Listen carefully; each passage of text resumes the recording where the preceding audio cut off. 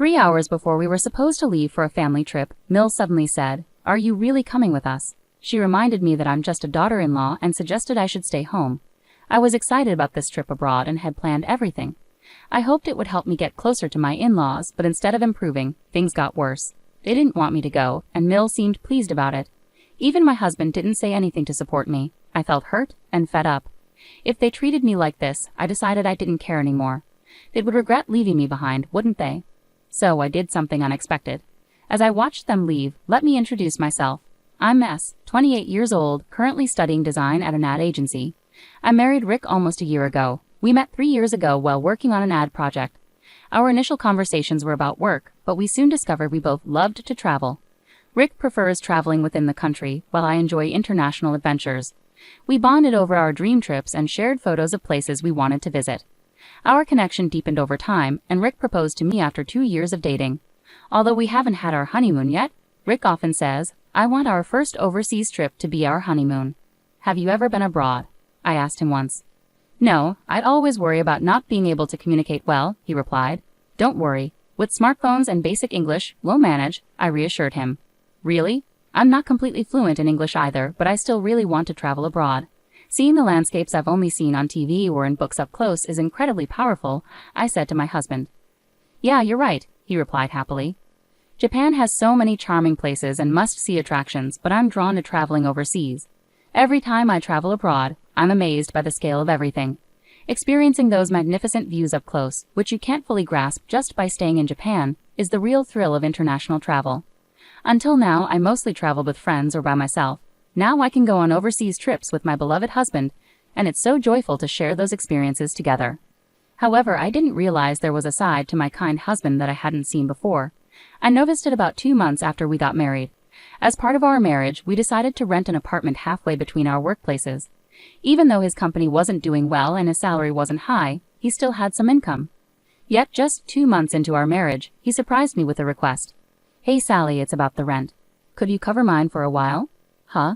Why?" I mentioned my salary was cut. I tried asking my parents for money, but they said to ask my wife after marriage. I hate to pry, but is your pay that low? I asked, surprised. My husband nodded quietly. He had always been smiling, but seeing him like this, I couldn't bring myself to ask more questions. I never expected something like this just 2 months into our marriage. I felt disheartened. I should have made sure to understand each other's salaries before getting married. I couldn't ask him to take on extra work, especially with his already long hours. I simply said, "Got it," and decided to cover the rent completely starting that month. But that wasn't the only issue. The frequent visits from my in-laws to our new home became a major problem. My husband's family includes his father, mother, and sister Amy. Since I agreed to cover my husband's share of the rent, my in-laws started coming over more often. They would arrive unannounced, have dinner, and sometimes even stay overnight without warning. It's not that I disliked my in-laws, but I felt uncomfortable, especially around my mother-in-law, who seemed to hold a grudge against me. Whenever she visited, she would make snide remarks. "Hey Sally, just because you're busy doesn't mean you can neglect your chores, right?" "Huh? I'm doing the best I can with the chores," I replied. I heard from Rick that sometimes you come home later than him. As a wife, prioritizing work over household chores is unacceptable, you know, my mother-in-law remarked. "That's only when there's a deadline. Usually I leave on time and take care of things at home," I defended myself. Always getting defensive. "I bet work is more important to you than Rick, huh?" That's not true.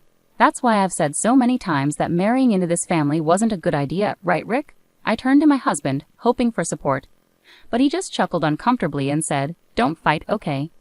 It frustrated me most that my mother-in-law seemed to annoy me, but I was also angry at my husband for not standing up for me.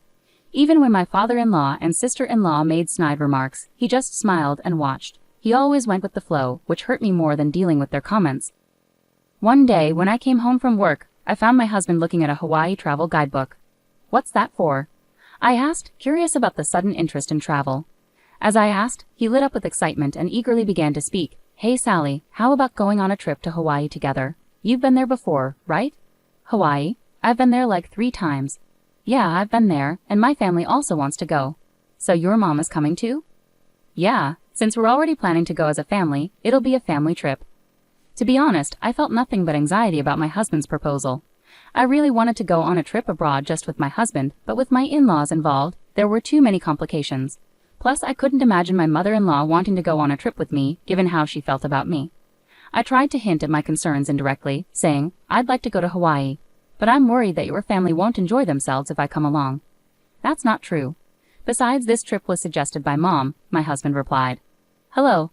I called out as someone knocked on the door. We'll be right out. I raised my voice a bit and hurried to the front door. When I opened it, there stood my mother-in-law. Hello, Sally. Are you going out today? She asked. Huh? We're actually heading out on a trip right now. I'm really excited for Hawaii. It's been a while, I replied. What are you talking about?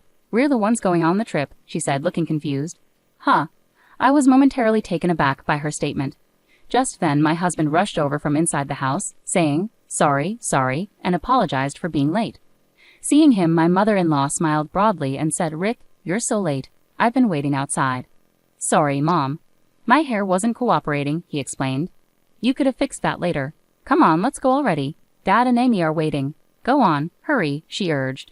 Mom, that bag looks heavy. Let me carry it for you, my husband offered. Thank you.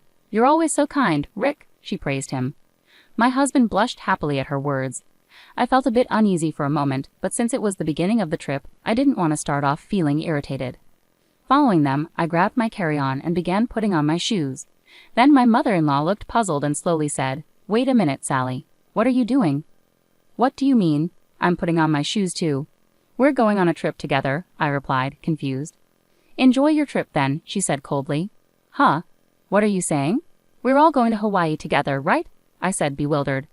I glanced at my husband, but he avoided eye contact with me. Seeing his reaction, my mother-in-law chuckled mockingly and said, Seriously, you weren't actually planning to come along, were you? Huh? Come on, cut it out. Why would I not be coming on a family trip? But this is supposed to be a family trip, you know. Huh? You're just a daughter-in-law, so obviously you're staying home and holding down the fort. 3 hours before we were supposed to leave, just as I was about to walk out the door, my mother-in-law's unexpected remark hit me like a ton of bricks. It sent a wave of anguish through my chest, making me feel dizzy and unsteady. Rick, what does she mean?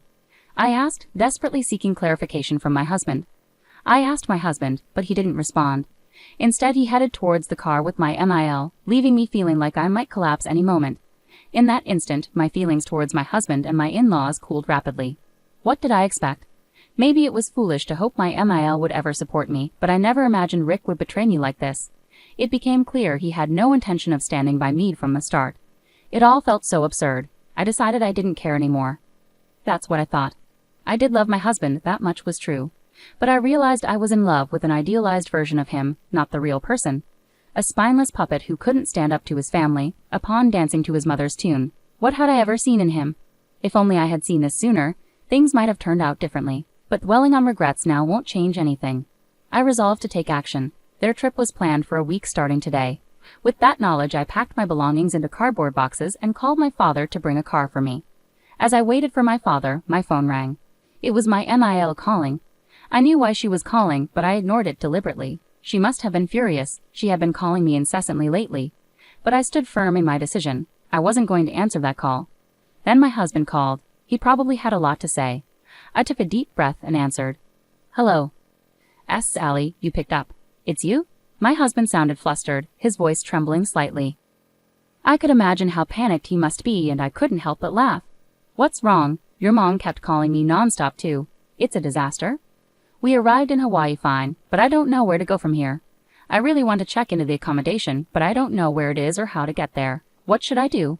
Huh? You're asking me now? You left without knowing anything, and now you're asking me. Isn't this your responsibility? But you made the reservation, right? I thought someone in the family would have the travel plans. And no one knew anything. Typical of my spontaneous in-laws, I chuckled bitterly, and he raised his voice. Just tell me the travel schedule already. No apologies, just irresponsible words from my husband. I knew it, but this guy is just his mother's son through and through. I muttered to myself, frustrated. I demanded to know the travel schedule from him firmly. Are you kidding me? I'm feeling seriously uncomfortable because of you guys, so why do you think only you should have fun? He protested. There's no way I'm telling you. Figure it out yourselves and manage on the spot, I retorted sharply. Do what? That's too heartless, isn't it? I'll buy souvenirs, so, he tried to reason. Souvenirs? I don't need them. Don't make a fool of me. I trusted you and put up with your family, but I've had enough. How could you? I couldn't hold back my disappointment. This incident made me realize that he's just as disappointing as his mother. I was used only for making travel plans and left out of the much-anticipated Hawaii trip. I couldn't forgive his family for this betrayal. Let them struggle in that unfamiliar place all they want. Wait, hey Sally. My husband's attempts to call my name fell on deaf ears as I firmly ended the call. After waiting for my father and leaving, I headed straight to my parents' house. Meanwhile, it turned out my husband and his family had a rough time in Hawaii without me. Despite arriving, they were in a panic because they didn't know where their original booking was. They ended up staying at a random luxury resort, paying $5,000 per night for 4 people, maxing out their credit cards in the process, which were declined. Eventually, they spent the last 3 days camping in Hawaii. With my husband's modest salary, there was no way he could pay off the maxed-out card. Ultimately, I decided to file for a divorce, citing his financial irresponsibility. While I await my husband's agreement, I'm determined not to give up. I've already consulted a lawyer, so the divorce process is underway. This incident caused a rift in my husband's family. He blames his mother, and she blames him, leading to estrangement. As for me, I'll be staying with my parents until I find a new place. Initially worried, my parents now admire my resilience. I won't deny that I'm hurting, but dwelling on such a toxic family is pointless. This experience has taught me to better judge people.